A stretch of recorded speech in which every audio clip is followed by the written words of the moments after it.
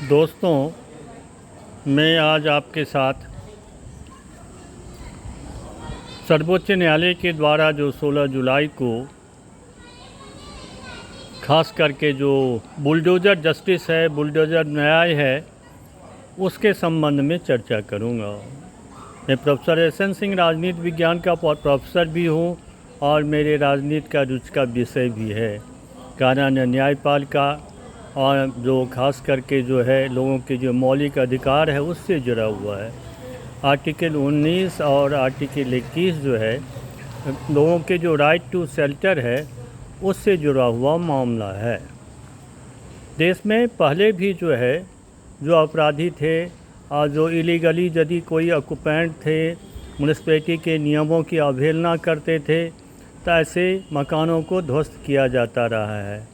और दिल्ली में तो इमरजेंसी में ऐसे अनेकों मकान को ध्वस्त भी किया गया और जो काफ़ी चर्चा में रहा।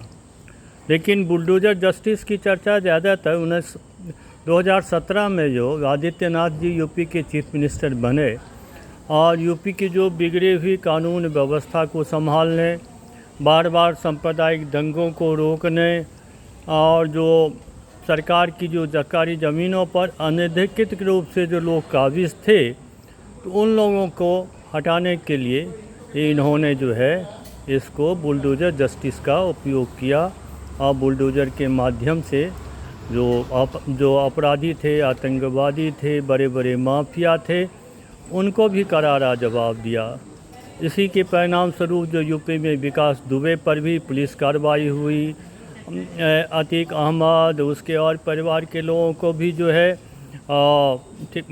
उनकी जो पुलिस के द्वारा गिरफ्तार किया गया और बाद में कई घटनाएं घटित हुई। पुलिस कस्टडी में हत्या भी हुई उनकी।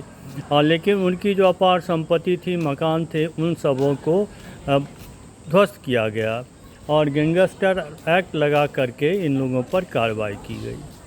बाद में भी जो यूपी में कहीं भी कोई दंगे होते, खास करके सांप्रदायिक दंगे होते, तो इन्हें रोकने के लिए कार्रवाई की जाती। कई बार यौन हिंसा, बच्चों के साथ बलात्कार के मामले में भी ऐसा हुआ। यूपी के देखा देखी आसपास के राज्यों में भी, महाराष्ट्र में भी काफ़ी हुआ ये, बिहार में भी सम्राट चौधरी ने कुछ किया है और अभी जो है पश्चिम बंगाल में भी एक कार्रवाई जो है शुभेंदु अधिकारी जो है बहुत द्रुत गति से कर रहे हैं। राजस्थान में भी एक आध कार्रवाई हुई और ख़ासकर कि राजस्थान की जो एक कार्रवाई हुई जयपुर में, एक लड़के ने जो अपने पड़ोसी को छुरे मारकर हत्या कर दी गई और बाद में जो है जयपुर की डेवलपमेंट अथॉरिटी ने उसके मकान को ध्वस्त कर दिया और उसकी जो पेशी सुप्रीम कोर्ट में की गई। और सुप्रीम कोर्ट में 2024 से एक लंबे जो न्यायिक प्रकरण जुड़ा हुआ था कि विभिन्न राज्यों से वहाँ एक केस राय भेजे गए थे कि सुप्रीम कोर्ट ही इन सब का एक निस्तारण करे, तो उसको जो स्पेशल पिटीशन लगा करके उसकी सुनवाई की गई और 16 तारीख को जो है न्यायपालिका के द्वारा कहा गया कि सरकार यदि कोई भी सार्वजनिक संपत्ति पर अतिक्रमण होता है, कब्जा होता है, तो उसको ध्वस्त कर सकती है।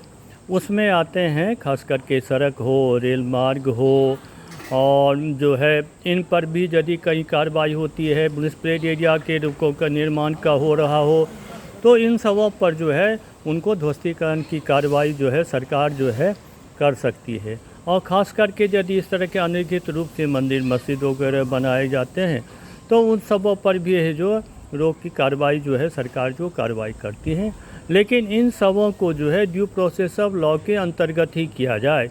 ये भारत में न्यायपालिका स्वतंत्र है और कोई भी काम जो है ड्यू प्रोसेस लॉ कानून के द्वारा स्थापित प्रक्रिया है उसके अनुरूप होते हैं।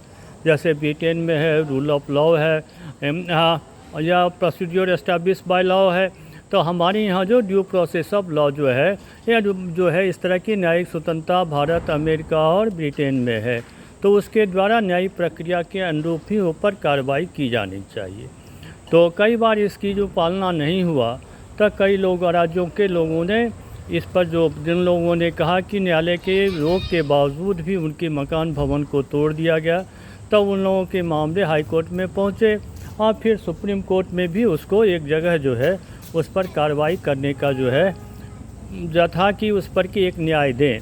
लेकिन सुप्रीम कोर्ट की जो 3 सदस्यीय बेंच थे, जिसमें सर्वोच्च न्यायालय के जो है चीफ जस्टिस थे, सूर्यकांत थे, जस्टिस मोहाना थे और जस्टिस बोस थे, इन लोगों ने भी जो है निर्णय सर्वसम्मति से सरकारी संपत्तियों पर अतिक्रमण को जो है ध्वस्त करने की बात को तो माना, लेकिन इन्होंने भी ये निर्देश दिया कि इसकी जो है नियम की पालना भी किया जाना चाहिए। खास करके 15 दिन की नोटिस देने का प्रकरण हो, ये भी होनी चाहिए, उसको चिपकाया जाए, डाक के द्वारा भेजा जाना चाहिए, उनकी बात सुनी होनी चाहिए, वेबसाइट में वो सबको डाला चाहिए और इस तरह की चीज़ों की जानकारी कलेक्टर को दिया जाना चाहिए। इस बात को तो उन्होंने स्वीकारा, लेकिन साथ साथ ये भी कहा कि 4 महीने के अंतर्गत जिन न्यायालयों में, जिन राज्यों के हाई कोर्ट में जो मामला लंबित है, वहाँ उसकी सुनवाई हो। सर्वोच्च न्यायालय ने ये कहा कि यदि हमारे दायरे में नहीं है इसकी सुनवाई करना, अपने अपने राज्य के जो हाई कोर्ट में जाएं, उसकी सुनवाई करें। हो सकते थे कि डिस्ट्रिक्ट कोर्ट हो, अधीनस्थ कोर्ट भी सुनवाई करें और इस पर कार्रवाई हो, लेकिन इसमें ज़्यादा विलम्ब नहीं हो करके 4 महीने में इसका निस्तारण कर करके इसको सूचित किया जाना चाहिए। और इस जो बुलडोज़र जस्टिस के संबंध में जो बात है, वो सबसे ज़्यादा महत्वपूर्ण है। इलाहाबाद हाई कोर्ट की जो है 2024 के फैसला और उसके बाद फिर ये मामला सुप्रीम कोर्ट में आया था। उसमें जमाई थे और दूसरे जस्टिस थे वेंकटेश। उन लोगों ने 15 पॉइंट की समझौता दिया, सलाह दिया था किस तरीके से इसकी जो है जो न्याय को ध्वस्तीकरण की कार्रवाई हो। उन्होंने भी उल्लेख किया कि अपने न्याय में जो है कि 19 और 21 की जो भारतीय संविधान की धारा है, उसमें राइट टू शेल्टर है, हर आदमी को जो रहने का अधिकार है। किसी का बच्चा ने कोई नहीं परिवार में एक अपराध किया हो तो सबके सब जो है को दंडित नहीं किया जाना चाहिए। उस परिवार में माँ बाप, बूढ़े बूढ़ी, बच्चे सब हैं। यदि सरकार के द्वारा मकान को ध्वस्त कर दिया जाता है, तब जा कर के सब रोड पर आ जाते हैं।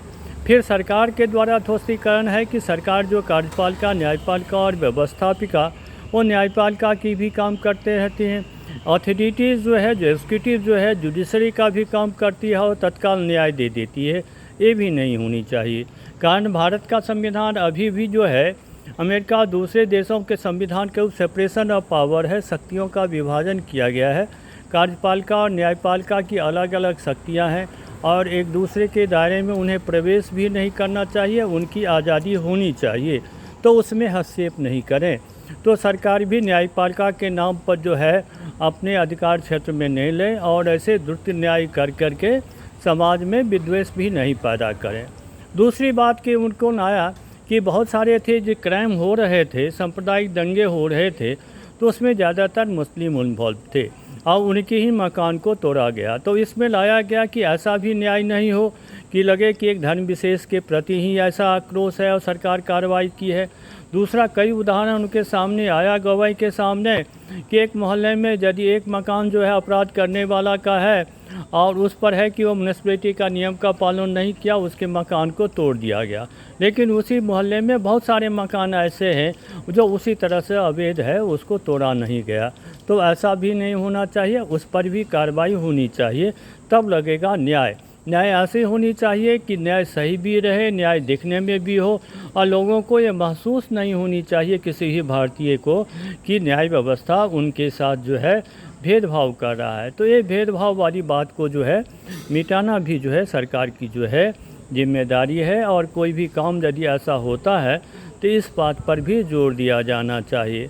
दूसरी, उन्होंने बड़े लंबे चौड़े भाषण जो अपने जजमेंट दिया, तो कई तो उदाहरण जो है ब्रिटेन की जो है एक प्रधानमंत्री के भाषण का पार्लियामेंट का दिया कि यदि कोई आपके किसी झोपड़ी में यदि बरसात, आंधी, तूफान घुस जाता है, झोपड़ी टूट जाती है, वो सबका प्रवेश है, लेकिन राजा के सिपाही उसमें प्रवेश नहीं कर सकते हैं, क्योंकि राजा जो है, अथॉरिटी जो है, उसकी अनाधिकार रूप से प्रवेश उसकी वर्जित है। मनुष्य के अधिकार की, रहने वाले की अधिकार की रक्षा